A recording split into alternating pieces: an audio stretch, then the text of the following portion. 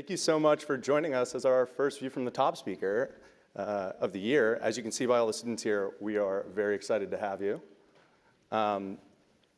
So Dean Levin mentioned the fact that you were born in Mexico and you grew up as the eldest of 9 siblings in a working class family in Southern California. How has that experience shaped you? Yeah, I was probably, I was one of the original dreamers, right? Before they had cool names for it. But let's be clear, they did have names for it. They weren't very, they weren't very nice. I think environment, I think how you grow up, who you grow up with, has a meaningful impact on who you are as a person. There's a lot of you in this room, you've all had very different upbringings. I know from my heritage in particular, I think the Latino population is one that's very family-oriented, humble in general, and again, more importantly, just loyal sometimes to a fault. And that has all shaped me, and then the hard work aspect of that. And so, you know, it's just, those were my foundations. I didn't know to do anything else. And, you know, the concept of entitlement when you're an original dreamer, not particularly strong in your world. So it did shape me who I am, and it does affect how I make decisions to this very day. I think I make a lot of decisions, and we as a corporation make a lot of decisions that are founded on some of that upbringing that I have. And like some of the students in the audience today, you were also the first in your family to go to college, and you were deciding between some great universities, the Stanford of the East, as Dean Levin adequately put it, and USC. You chose USC. Were the Boston winters too cold? Well, on the West Coast, there was a better football program at the time. Clearly not the case now. No, you know what? The story behind that is, again, being a first generation, which I hear some of you in the room are first generation undergrads. Raise your hand. Huge respect, guys. It's a big responsibility for you and your families. But not knowing, I mean, literally, the way I decided that I had to go to college, I was walking down the hallway late to a class, and Mrs. Duckworth, one of our high school counselors, stopped me and said, "Are you Oscar?" And it's like, oh, crap, I'm in trouble. Because why else do high school counselors stop you, right? We had just taken those PSATs or whatever, and she goes, "Where are you thinking of going to college?" My answer was, honest to goodness, what's a college? My upbringing, my neighborhood, it wasn't just the Latino thing, it was just where we lived. It just wasn't something you did. You went to high school, you got married, you had kids, and you lived happily ever after, and that was great. But this offered me insight and a view, and to this day, I hold her in high degree of respect and give her a lot for taking me down that path. She helped me with applications and all sorts of things to get there. And that's how I decided to go to college. Now, the choice of where, that was just, my story of when I went to the Adler School was just a hilarious joke. I mean, talk about 2 country rubes. I grew up in Huntington Beach. I was a surfer kid, right? I mean, imagine Harvard Yard and somebody in shorts, flip-flops, a t-shirt, and hair down to here with a blue-collar dad with a, we were just, even then at a young age, I knew that you have to find your way, find your spot, and go there, and that just didn't feel like the way. And no regrets, you know, SC was great. Yeah. And you had a heart attack 38 days after taking over as the CEO of United. I love this. Got to cover the personal, Yeah, got to cover the personal. Yeah, that was interesting. And you then had a heart... By the way, as a career thing, I don't recommend that. Yeah. And then you would have a heart transplant on your birthday in early 2016. Yeah, so this Saturday night, a couple Mondays ago, the 15th of October, marked the 3rd year that, my 3rd anniversary of having the actual heart attack. And we don't celebrate it as much, but it gets raised. It's an emotional day because you realize what you have versus what could have been, right? Not be here. This coming Saturday night, my transplant doctor, my cardiologist, and some of my very close friends, and of course my family, we're celebrating. Elton John has gone his last tour, and so we're celebrating something on that regard. But yeah, the 37, that was crazy. Life is, and all our plans, and all the things that you're doing are wonderful. I'm telling you, I know you hear all these axioms and all these superlatives and broad natures about live life to its fullest and, you know, Bolo and you only YOLO and all that.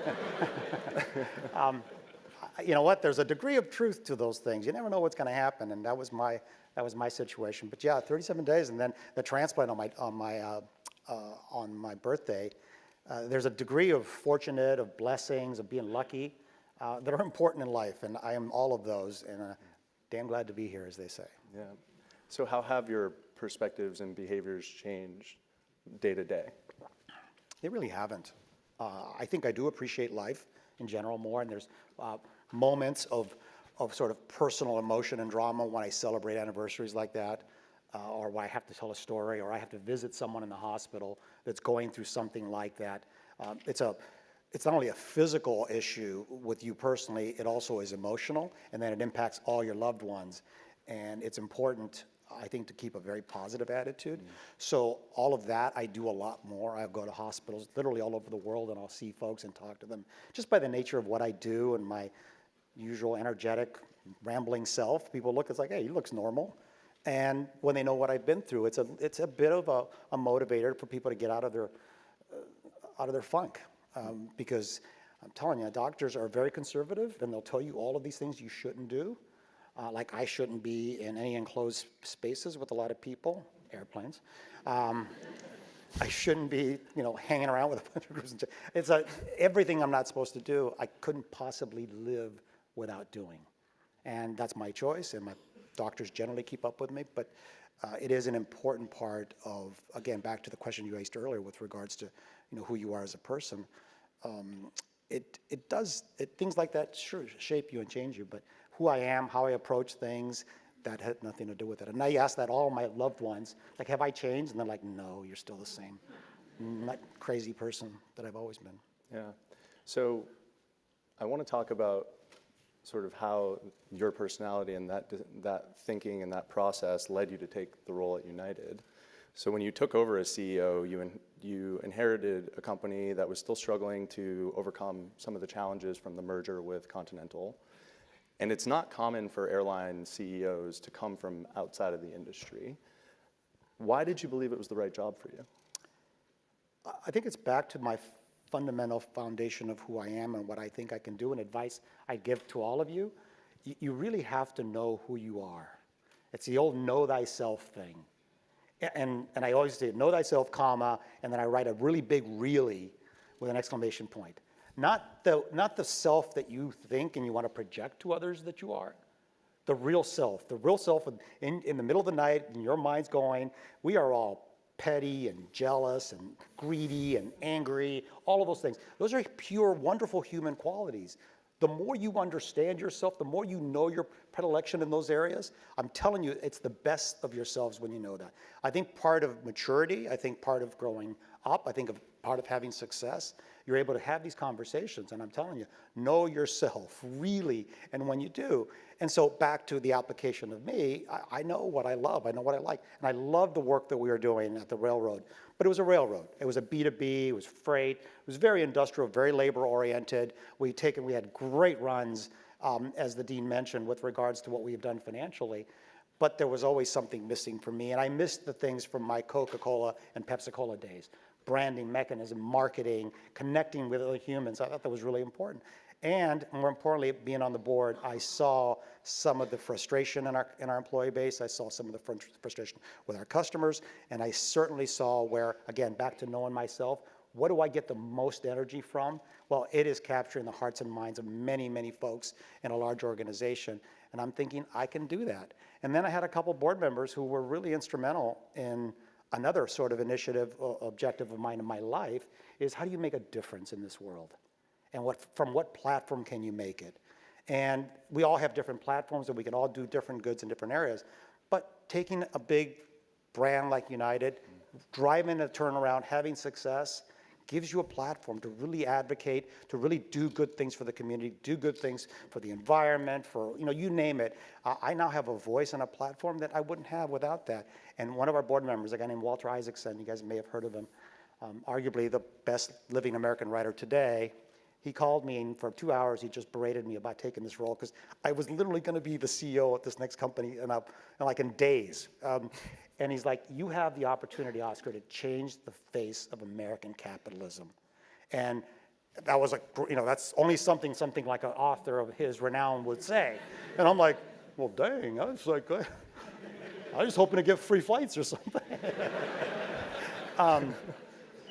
But when he said that, and it's actually sparked a lot of conversations that I've had, not only with my employees, but in general, I like to say things like, we're building a company that's not only profitable, but principled. And that you can be both. And more importantly, that by being principled, you can actually be even more profitable. And as you guys get into your careers, you're starting mid or beginning to reemerge from school back into the work, it is becoming an ever-increasing level of attention from the new generation that you bring, right? It's not just the product. It's not the what you do, like we do in performance, but it's also the how you do it. And I think I can do both. And so that was an opportunity that I think I had at United that I may or may not have had really at CSX, because you probably wouldn't have me here if I was at CSX. Just saying, I think. Well, Dr. Parker knows me, so maybe I would be. I want to come back to the platform discussion in a little bit, but the phrase that you used, the road to changing the face of American capitalism, that road hasn't been the smoothest road, aside from the personal challenges. Turbulence, we call it. Turbulence, yes, exactly. When there were a series of incidents last year, including the forced removal of a passenger on a United flight, and separately the deaths of animals on United flights. And I guess what I'm curious about is what lessons, and you've publicly acknowledged and apologized for this and on many occasions, but for the students, what lessons have you learned through that experience? First and foremost, and when we talked beforehand with Liz and Patrick, I said, there's nothing off the table. Ask me whatever the heck you want, period. It's like there's nothing that I'm anything about, because everything we do is learning. There is turbulence in everything that we do. That situation has sparked what I believe will be the major cog in United's turnaround over time, is that it got our collective stuff together about, we are such a big company with big operational requirements where safety and security have to be our topmost objectives, right? Has to be. Policies and procedures are rigorous, they're demanding, and more importantly, they're constrictive, and they don't give you a lot of room for what we are trying to build now, which is a caring culture. And so in that particular instance, the learning was we let our policies and procedures get in the way of doing the damn right thing, right? Who in their right mind would bring in police? And we all saw the video, right? I mean, 500 million views in China. I was out visiting, and I'm like, that's, boy, that doesn't teach you something. It does. But it was a catalyst to what we've established from that point forward. We've established so many more customer-oriented. Our philosophy and our next journey, after we've done what we've done so far, is we want to make you feel better about flying us. What does that mean? Like, put that in your spreadsheet. You can't, but you can. Because if you think about how we built this company to this day, since I've arrived, the first thing I did is I regained the trust of my employees. That was my first big saying to Wall Street. And Wall Street went just apoplectic. Like, what the hell does that mean? He's from outside the industry, doesn't know what the hell he's doing, and the first thing he says, he's gonna be nice to people? You know, and so what is that gonna, what's the return on that? Well, you fast forward a year later, our operations we settled our union contracts, our operations are doing best. We've led the last 2 years in on-time originations. We're getting our planes out on time. And we haven't invested a huge amount of money. We've invested in human capital, right? In getting those trusts. So build the trust of employees, get that right. Build your operations, then build a strategy, a business strategy, which all of you love, right? That's the sexy part. That sexy part, it don't work without the human capital underneath it. And that's another thing that we always forget, is that, trust me, in that large an organization that's so spread all over God's green earth, literally, because we're a global company, you have to get that right and then build from that. And so that's the foundation for the things that we've been doing. And this next journey is about the customer and making you feel better. And that is probably be the most arduous and difficult thing, because it's hard to measure. You tell me every day, and you can tell me, I mean, NPS is such a hard thing, because if your coffee wasn't the right temperature, if somebody sitting next to you had a dog that was the size of Bosnia, I mean, I'm going to get in trouble for saying Bosnia. Nothing against Bosnia. But there's, I mean, all of you are frequent flyers. You all have your views about what's right. We were chatting in the back about if I ever write a book, I'm going to title it, "There is no good deed that goes unpunished in this business." Because if I do something for customers, Wall Street gets upset. If I do something for Wall Street, employees and customers get upset. If I do something for, so it's always this constant thing, and you're a demanding, wonderful crowd.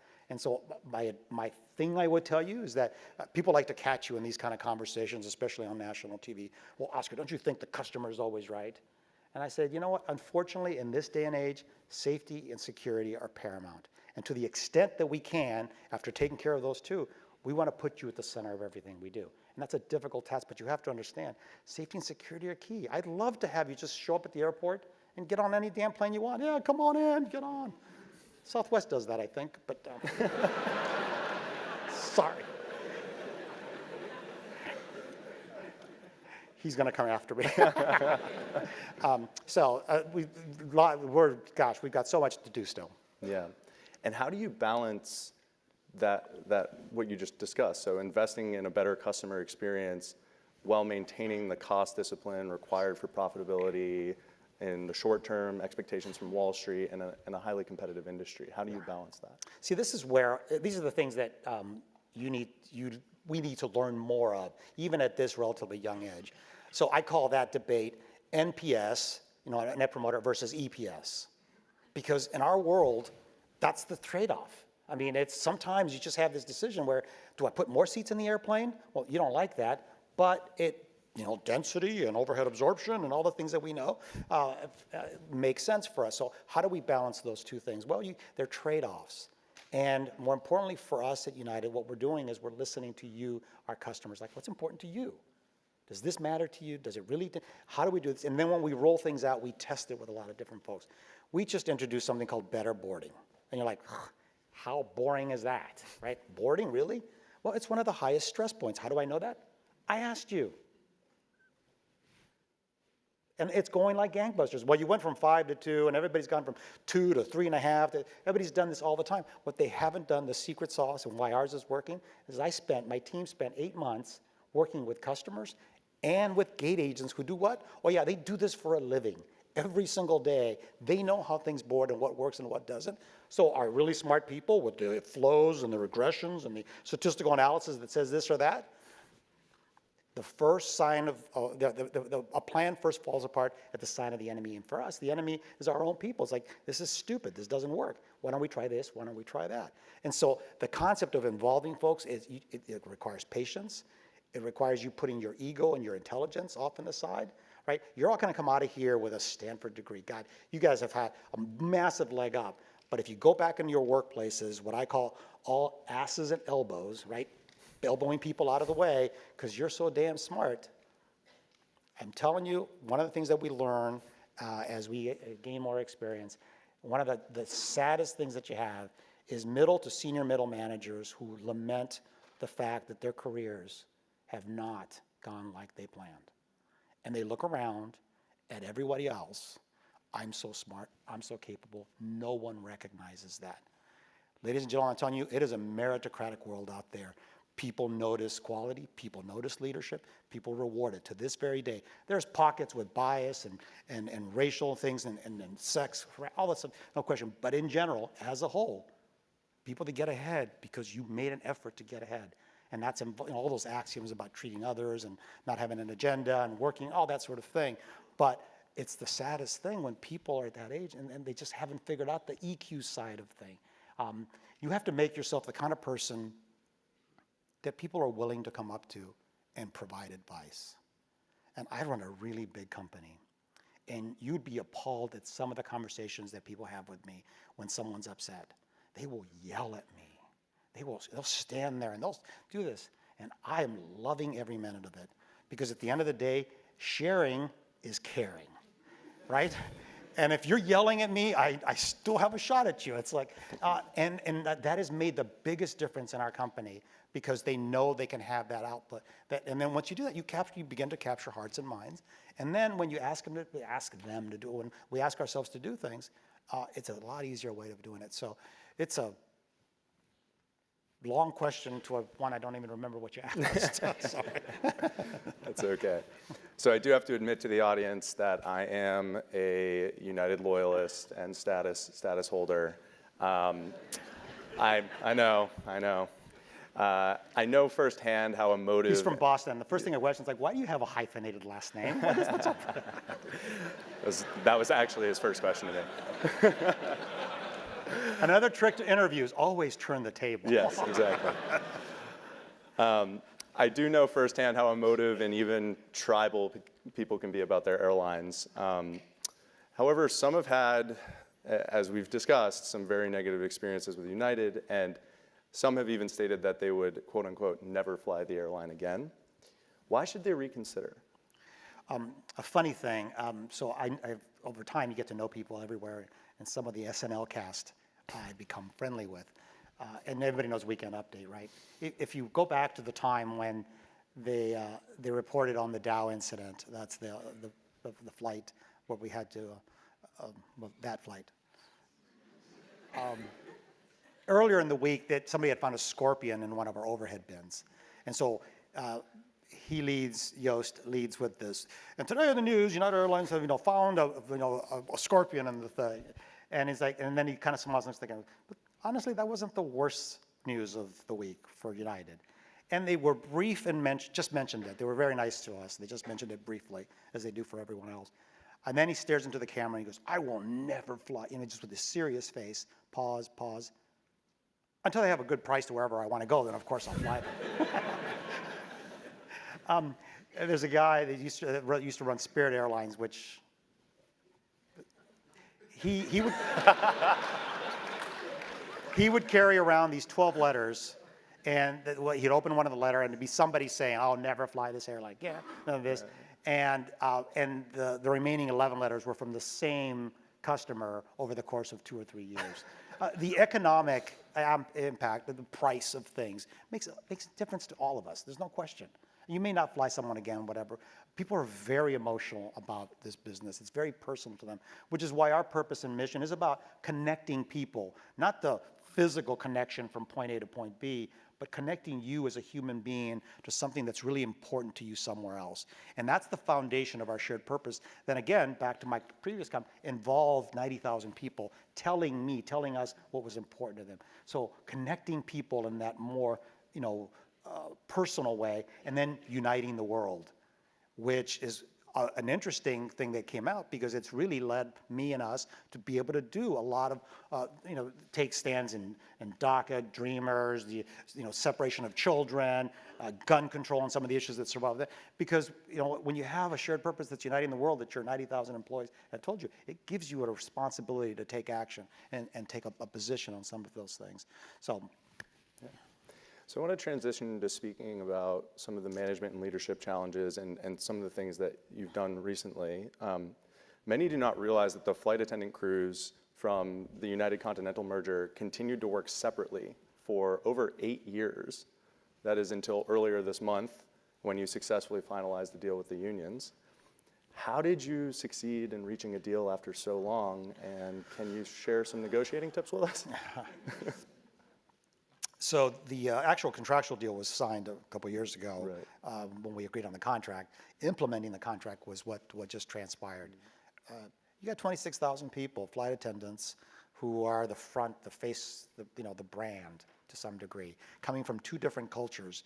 All of you will study mergers and acquisitions. We'll do all the math, the synergies, how costs can be down, all the things that we like to do. The human integration of different cultures, along with the systems that support them, are very critical in how you handle those and how you manage them, because there's so much more pride and so much more history and so much more resistance to change in those kind of mergers and integrations. So it took us a while. The contract had been going on for 5 years, and when I came, it's just my style. This is where history will always follow you. So I had spent 10 plus years at a railroad where we were largely union oriented. And unions tend to be headed by the same people across on a national level.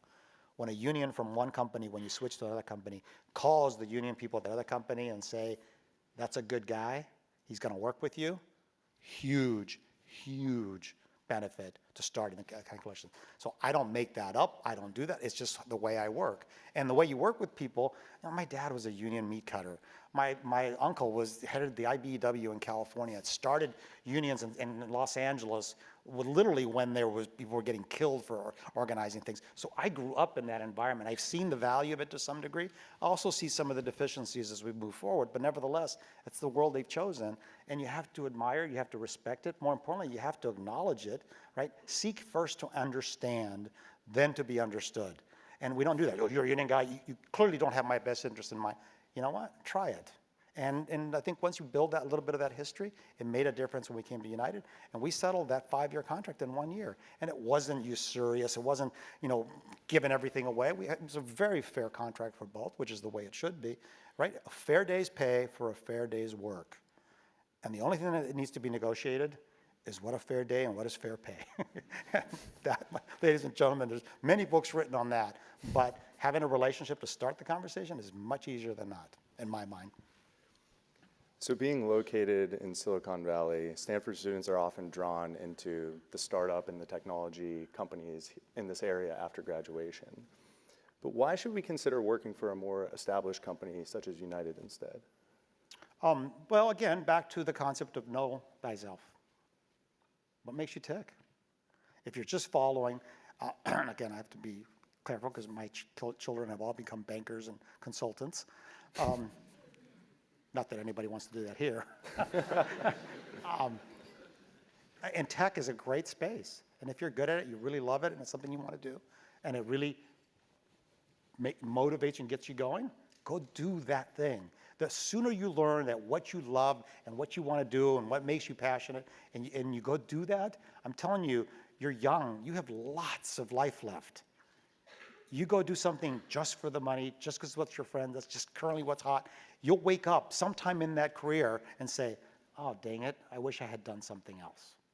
So again, back to nobody knows yourself better than you. And so think hard about those things, and if that's what you want to do, wonderful, go do it. It's all great training ground, but sometime between, it's kind of like choosing a major in undergrad, right? Go try all the different things. But at some point in time, the school calls you, the dean calls you and say, dude, you got to pick. Life won't tell you that. Life will let you go on, but at some point in time, your personal well-being, how you reflect with the people around you, how you're productive to your community, and more importantly, how you interact with your loved ones, and you all have loved ones, it makes a meaningful difference if you're doing something you really like. I love what I do. I won't say it's a very difficult job because of all the factors that we face all over the world. There's not a single exogenous factor that doesn't affect an industry like us. We're always working with that. But you're right, my foundation is the energy that I derive from my people, and that's what I love to do. It's why I chose to come here from CSX. It's why I choose to continue. It's why I chose to come back from, dang, I almost died, right? I mean, who comes back from a heart transplant to do this stuff? Well, again, it's just who I am, and it's good to know that because you'll have decisions in your life that require you to make some tough decisions. You can go read all the books, you can talk to all your wonderful professors, all the advisors, all the counseling you could possibly get, but man, it always comes back to you. And so it's great. You're great. You're the best at it about making decisions for yourself. But this is still Silicon Valley, so I do have to ask a question about the future. You have worked in travel and transportation for many years now, and my question is, what do you think will be different about the transportation industry, say 20 years from now? Oh gosh, it'll be completely radically changed, right? I hosted Dara from Uber and a guy named Dennis Mullenberg who runs Boeing. You guys know Dara. Dara and Oscar. There's some first name people out there, and so mostly because Dara's last name is literally unpronounceable. But I had them both at an event down in San Diego, and we talked about the future of transportation. And when you hear them talk about, airplanes that fly in space to literally flying cars, one's building the software, one's building the actual vehicle that can do that. So the Jetsons, somebody remember those cartoons a long time ago? I've read about them. And so there's just so much technology that's going to be in our future. I think the way I approach technology is twofold. One, whatever's new, whatever's hot, whatever's applicable to us, let's roll. I mean, we've got Palantir here in the Valley. We came out and visited about a year and a half ago and interviewed all sorts of different folks with all these great technology, big data, artificial intelligence, all those wonderful buzzwords they can do that. I'm looking for things that are relevant. I call it relevant innovation or relevant technology that's relevant to you, my customer, today. 50 years from now, 10 years from now, there'll be something more. I don't want to wait for you for 5 or 10 or 50 years to be my customer. I want you to be my customer now. So what is it that I can do that's really healthy and worthwhile for you? So I have things, we know so much about you in a non-creepy way. I know all your flights. I know whether you've been upgraded. I know how your flight went. And so I have an app and that when I sit next to you, I know all that. I know your last 5 flights. And I know everybody is sitting around me before I get on an aircraft. I check everyone. And when I see it's red, yellow, green, it's simple as that. And it says, oh, here's a red. Hey, you flew from San Francisco back to Chicago a month and a half ago, sir. Sorry about that. You want to tell me? So I bring it up. And they're like, whoa, what, I don't even remember the flight, but you start a conversation. But the fact it's that personalization that's important. So take that conversation and make it even better. So I know all of that about you. So why can't I call you if you're a traveling road warrior person? Why can't I call you on a Thursday evening when you're leaving on a Friday? And what are the stressors, right? Traffic, parking, security, upgrades, all of those things, right? Are you on time? All of that sort of stuff. Well, I have enough data to be able to proactively call you on a Thursday afternoon and say, hey, ma'am, I've seen that over the last 5 flights, we haven't been able to upgrade you. You're a valued customer. I want you to know that A, you have your upgrade. B, and I'm working with TSA on this, I'm going to get you through security in a different line. And by the way, because we're partners with the Lyft provider, Lyft, Uber, and Lyft, here's a code for your Uber. So you have a car, you have security, and you have your upgrade the night before you're going on a flight. How better do you sleep that night? Now, again, for all of you that travel a lot, you'll recognize that. But that, to me, is relevant technology. And that's how you put all this big data and management thereof. How do you put it to use? Not for this grandiose, how do I extract more revenue from you and all that, which is important, and we'll do that concurrently. But more importantly, I want you, it's a business school, right? But again, it's a win-win, right? And so that's what I say. I want you to feel better about flying with me. That's something that you'll feel better, because it makes me like, hey, listen, I was kind of pissed because I haven't been upgraded, and all of a sudden they called ahead of time, knew what was going on, helped me out. So that's a vision that we're working towards. Yeah. And so technology is a great deal, a great advantage in all those places. It has to scale. We are massive. Just so big, it's not even funny. So we have to make sure we're able to work with some. And the Palantir Association was great. We've got Apple and Microsoft and everyone else, but we're always looking for someone else too. And so it's exciting to see what the excitement that's going on around here. So you mentioned your platform, the platform that you've been given as the CEO of United, and I want to transition to talking about some of the larger things out in the world that you have played a role in having conversations about, including the fact that United is a leader in its efforts to reduce carbon emissions and recently committed to halving its emissions by 2050. But a recent UN climate report suggests that we only have until 2030 before we start to see the catastrophic and irreversible effects of warming. So you're a leader, but can and should you do more to reduce and offset? I'll start with a humorous approach, and back to my SNL. Michael Shea said this. He goes, have you heard? I mean, the planet's dying in 10 years. And then he says, why don't I care? We don't. And he goes on to say humorously that because you can't say everything's going to die, because no one cares about everything. They care about things that are own. And he makes them. You should watch it. It's pretty funny. I'll tell you my evolution on this, personally and really as a company. First and foremost, we burn 4 billion,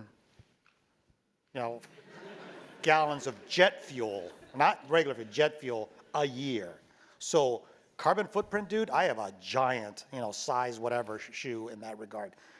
I also made a business and a lot of money for a lot of investors moving fossil fuels, coal, for instance, in the railroad space. And at that time, it was sort of my bias to disregard or disprove the concept of global climate change and any risk thereof. I've evolved, not because I worked, I mean, I still have a big carbon footprint. I just see what we are doing as a planet. We can't, you just can't deny the fact that how we're, whether it's industrialization, whether it's all the different things that we're doing, are creating a bigger risk. This planet will burst at some point in time. I don't know when it is. So the questions to Al Gore, and my conversations with him, are simple. He says, do you believe in climate change? Can you do something about it? And will you do something about it?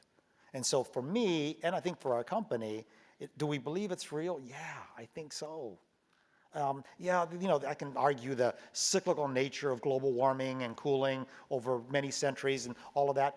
But the difference is man-made emissions are becoming more prevalent and more impactful. So yes, I believe it and we believe it as a company. Can you do something about it? It's like, oh, I don't know. We burn 4 billions of fuel. Can we really do something? It's like, yes, you can. So biofuels are at their infancy, but we're the leading folks to invest in companies that manufacture it. We just flew from here to Zurich a couple weeks ago on a fossil fuel. It isn't quite scale or economic enough, but our 2050 mission, to your question, is it's going to take a while. Yeah. But will you do something about it? We are choosing that's going to be done. And what's cool about it, because California anointed surfing as their capital, the state sport, which I did a lot of that, so I was very happy. So our president, Janet Lampkins here, had a great idea. Why don't we fly surfboards free? And it's a complete different gesture. Guess who picks up on that? There you go, somebody. I know for the skiers, we'll have to work on that. But it has all these. So it's a long way away, but you got to start somewhere. And by me doing it in this industry, hopefully it focuses a lot of heavy carbon footprint companies to begin to ask the question: do you believe? Can you do something? And will you do something about it? Yeah. Immigration has also been a hot button issue, and you have been vocal. You have come out in support of DACA. You also refused to let the U.S. government fly immigrant children who had been separated from their families at the border on any United flight. What responsibilities do executives of public companies have when it comes to taking a stand on these social and political issues? I mentioned the profitable but principled earlier. My opinion, and I do it on the basis of the strength of what we've been doing in the business and creating shareowner value, creating customer value, and on that foundation of accomplishment and success in the terms that some people want to look at it, I see a responsibility, we see a responsibility, my employees see a duty by the nature of shared purpose and uniting our shared purpose of connecting people and uniting the world. And I have every freedom from our corporation to do what we think is the right thing. And what's hard about it is that it is not without its issues, right? I mean, you take a position on anything nowadays, and the social media world lights up with negative. Haters are going to hate, and boy, do they. And so, immigration and things, things like that, because of my heritage, become identity politics, right? So you're quickly discontinued. Things are taken out of context all the time. But you know what? If we're not building and showing our next generation of leaders that you are in this room, that you should be certainly profitable but principled, that we shouldn't think about those social causes, regardless of what they are, whatever extreme, that you can't voice it. And I'm always very careful to not make pronouncements that are my bias. If it's my opinion, you will know that it's my opinion. But there's just, we teach a lot of things, ethics and morals and values. I'm telling you, the intersection that you come to a fork in the road where you have to make a decision on something is a difficult one, and it's situational. I don't have a problem with guns or anything. I just whatever your choice is. But when there's a shooting and one of your pilots, a family member, loses a daughter who's 14 years old, I can't stand by and say nothing. I won't stand by and say nothing. And despite, one person came to our annual meeting and just berated me. Warren Buffett said this. How dare you as a CEO take a personal approach? You said it was, I said, it had nothing to do with politics. It had nothing to do with guns. That was purely personal. somebody lost a loved one. I can't stand by. I won't stand by. And the team, the family that I belong to, won't let that happen either. And so I think we need more of that. Thoughtful, not so much identity politics, not so much bias, but you know what, on the right things. And we have a big crisis coming with this caravan coming. I mean, you know, the social and economic instability around us is awful. This world is interconnected. You know that because you're growing up in an environment. It is so interconnected that something happens, it's going to affect the U.S. and there's going to be all hell to pay. So we will continue to work with all the right folks to see anything that we can add to that. The political issues, immigration policies, that we'll let politicians manage with that. I'm just there to pick up whatever pieces I can, and I have the full support of my United family and our board, and I think that's important to have. But again, importantly, you build that level of credibility. You build that goodwill by doing the things that you're all learning to do here, right? Strategy, involvement, leadership, all those sorts of things. But there's such a big human component to all of this, and don't ever forget that. Know who you are, put yourself in the right situations, because you will face decisions in your life, like I said before, where you have to choose. And how you choose and when you choose, there will be detractors, there's no question. But so, damn the torpedoes, let's just do it. Yeah. I mean, you know, Yeah. I am fortunate to be in that position that, what are you going to do? I mean, it's like, you send me home to my family that I don't see very often? Gosh. Now, my wife probably has something to say about that. So I want to sneak in one more quick question before we turn it over to the audience. Here we have a class coming in here soon. So yeah, one of the questions we often reflect on here at the GSB and that I think a lot about is this question of why should people follow you? How do you respond to that question? Why should people follow you? I think I have all these little silly sayings. I always say proof, not promise. It's like, listen, I'll stand in front of you. I'm going to tell you what we're going to do. And then you don't have to do a darn thing because all you're going to see is proof of what I just told you. And for the time I've been here, I can honestly stand in front of my entire United family and our share owners, increasingly in front of our customers, as we do more in that space. But I said, is there anything ever I have told you that we haven't delivered on? And it's hard to say that, but I don't say things publicly that we're not going to deliver on. We're very careful and review everything we're going to say, but it's important. That's why people follow you, because they talk to each other. You telling someone, you need to follow me because I'm the man, I'm the boss, or I'm the smart, or I did all these things at this other company, all that's part of the equation, but every human needs a personal connection, a personal desire, a heart and a mind connection that drives someone to what I generally call, discretionary effort. This is a business where, I have 90, they're spread all over the world. A gate agent back in the back corner of some airport in Turkey, I have no control over her and what she's doing. All I have is the communications that we've done, the feeling of family, the shared purpose and mission, all of those superlatives and all those things that people do in business. Because then that person, just like when raising children, once all your parents have let you go, mostly, and you're left to make your own decisions. Are you making the right decisions? Some yes, some not. And so the why you should follow me is not a question I ask. It's like, let me show you, let me prove to you, and then people follow in droves. I mean, they really do. It's a really powerful thing when you capture the hearts and minds of folks. How you do it versus how I do it, that's what you have to figure out, because there's no one way of doing it. And you have a lot of talented folks and faculty that'll tell you all those different things. But my view is you got to know who you are. And for God's sake, another thing I say, swing easy. We try too hard sometimes.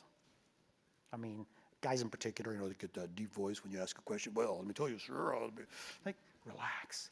And I say swing easy because if you play golf, particular tennis, if you see the professionals, they make that effort, effortless, right? Their swing is effortless. We in our career sometimes try a little too hard, especially early on. Be the person that someone pulls aside and says, hey, Oscar, you might want to try this versus that, right? You got to be that person that people are willing to. If I have a guiding principle or fact of something that's been done that I've been so fortunate to have, is that across my career, someone's always pulled you aside, especially when you thought you were all that, right? I've been, I was the youngest of this and the youngest of that and all that, but then somebody, key point if I could, one boss, it's a pointed story. I'm sitting at a review. I'm a 26-year-old kid. I went from this level at one company to this level at Coca-Cola. And I'm just feeling everything. And I think everyone around me is kind of stupid because, I'm the smartest thing in the world. 6 months in, my boss pulls me in. We have this performance review, and he says, hey, you exceeded our expectations. I took a risk on you. You've been killing it, really. You're crushing it, before that word was important. Then he says, and he closes kind of the book, and he pulls aside and goes, but if I could tell you something on a more personal basis. And I'm like, he wants me to date his daughter or something, probably, right? Now he said, and this is critical, he said, you know what? You're really good, but you're not yet as good as you think you are. And I was like, excuse me? That sounded kind of like negative. and just, it's like, you're not yet as good as you think you are. And I walked out of there, went through all those 7 stages of anger, all of those things that people do. But it was critical. In a long life, you've got to find the right person that has that desire. Remember, sharing is caring. And that made a huge difference because I'd walked into an environment where I thought I was all that. I was the youngest and everything. Well, I recognized that people around me were incredibly, deeply knowledgeable and experienced in places where my energy could be better affected. And it's guided me many things like that. So always make sure, and don't ask people like, hey, tell me something bad about myself, right? You just got to act that way. And find people, love people around you. Give them the liberty. Give them the liberty to be honest with you. You will find more often than not, when somebody tells you something negative, and you go, hey, honey, this jerk at work said this about me, and your spouse will go, well, honey, it's an important thing, so I'm sorry. Yeah, no. We'd like to take a few questions from the audience, if that's okay.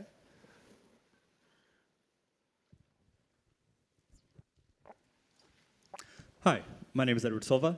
Thank you, Oscar. I'm an MBA student here at the GSB. And my question is, where within United do the new, creative, even crazy ideas come from, and what are you doing specifically to foster them? They come from this listening thing. It's amazing how there's really cool leading edge innovation, and there's just basic things that we just need to do right and better. And so most of our people focus on the latter. It's like just simple things, like this boarding thing I discussed. And so getting input from that. On the innovation side, we started what all of you around here know, but it isn't often as prevalent in big 100-year-old industrial companies like mine, the concept of fast failure, right? Big companies employ people like you to do all the analytics and this and all the studies and all these things and about an idea, and you go months into it, and then somebody determines it's a go or a no-go, and then maybe you try it or you don't, but you've wasted so much time. It's like somebody has kind of a cool idea, it's like, go. And so we built a digital sort of a group. It's actually a separate building, just for many reasons. But you go in there, and it's the objective in those rooms is just bring ideas, put them to, and bring them up and see how well they scale. And it's amazing how many things take hold, but how energetic that is. And now, in our company, it's cool to come up with ideas. Before, it was like, well, management doesn't like it. You're talking back. So part of it is culture, but also part of providing an environment, but more importantly, acting on that environment.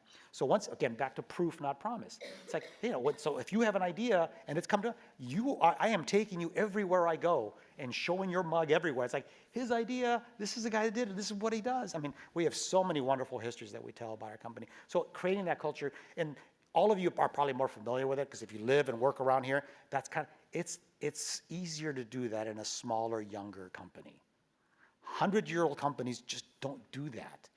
The tenure of my workforce, the level of education, all of those things are subject, but never underestimate the power of human caring, human engagement, and human experience. It makes a big difference, especially when it comes time to dealing with you as customers. Hi, my name is Jorge Cueto, and I'm a first-year MBA. My question is related to work culture as well. What do you think is necessary to create a more inclusive work environment for Latinos, as well as for people from other underrepresented groups, including women, Black people, LGBTQ people, and undocumented immigrants? Did we miss anybody on that list? Veterans. invisible disabilities like autism, the biggest and best supporter, I think, of Special Olympics that we come to United, because I believe in that whole breadth. Yes, it's my heritage and my natural aspect. I'll tell you, diversity and inclusion, 2 words, diversity and inclusion. They're 2 different terms. Diversity has become, we made progress. It's numeric, metric-oriented progress. I have the largest percentage of female pilots in the world in aviation. Yay! It's 8%. But it's the best. I'll relax, right? No. Diversity is just not about numbers. How are my women of color, for instance? But more importantly, back to the other word, inclusive, I go see my women pilots, and I said, hey, yay, did you hear? You're the largest percentage in the industry. Do you think they celebrate that? No.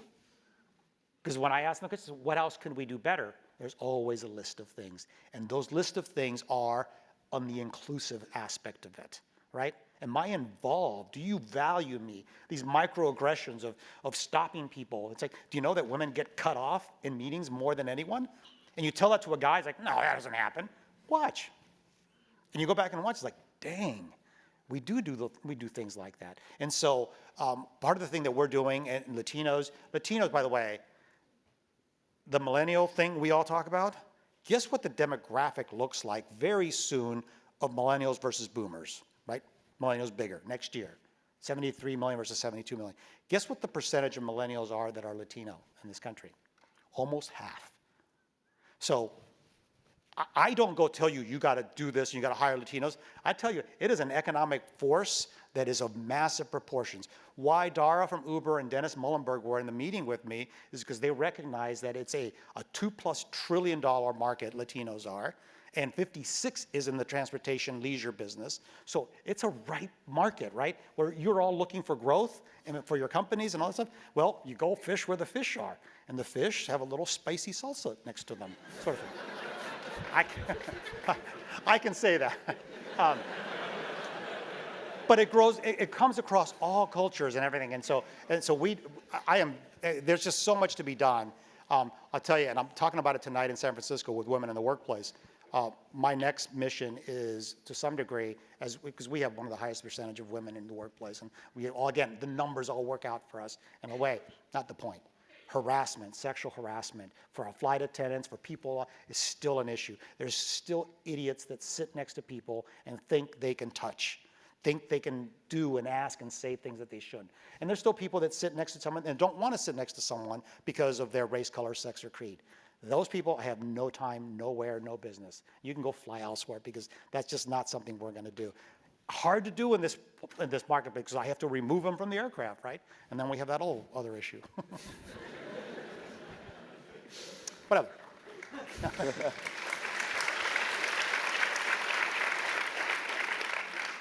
So I'd like to close by doing a quick lightning round, if possible. Sure. So this or that style. Aisle or window?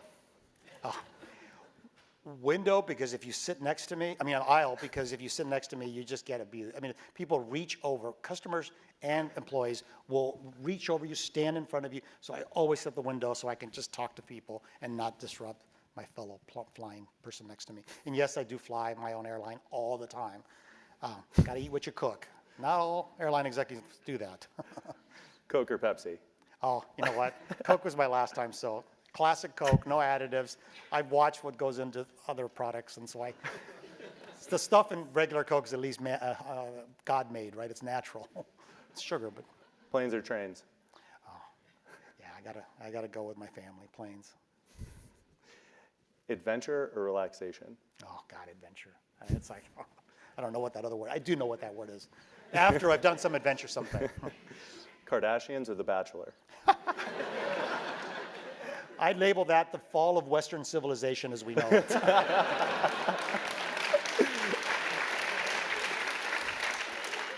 NorCal or SoCal?